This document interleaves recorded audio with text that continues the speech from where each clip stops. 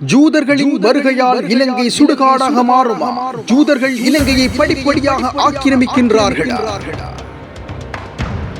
இலங்கைக்கு வரும் ஜூதர்கள் டூரிஸ்ட். ஜூதர்கள் இல்லாத இலங்கையில் ஏன் சஃபாத் ஹவுஸ்?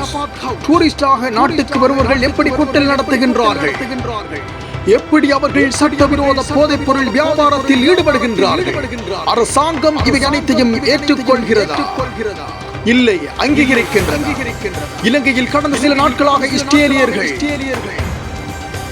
சுற்றுலா பயணிகள் என்ற போர்வையில் நாட்டுக்கு ஏராளமாக வருகை தருகின்றனர். எந்த நாடாயினும் நமக்கு என்ன, டூரிஸ்ட் வந்தால் நாட்டுக்கு டாலர்கள் கிடைக்கும் என்று அரசாங்கம் மெத்தன போக்கில் இருக்கின்றது. இப்போது அதையும் தாண்டி அரசாங்கத்தின் அணுகுமுறைகள் பெருத்த சந்தேகத்தை எழுப்புகின்றது. இது உண்மையில் மிக சீரியஸான பிரச்சனை.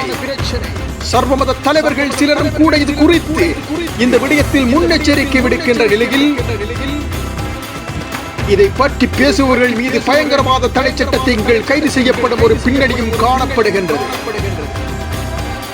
இஸ்ரேலியர்கள் உல்லாச பயணிகள் என்ற போர்வையில் இலங்கையில் எங்கு தங்களுடைய ஆதிக்கத்தை செலுத்தி இருக்கிறார்கள் என்று பார்க்கலாம்.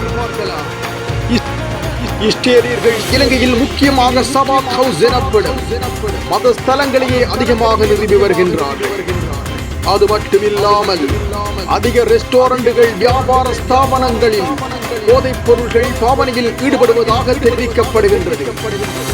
மலையகத்தை எடுத்துக்கொண்டால் எல்ல நகரம் டூரிஸ்டுகள் அதிகமாக வந்து இறங்கும் பிரதேசம். அங்கும் சபாத் இல்லம் உள்ளது.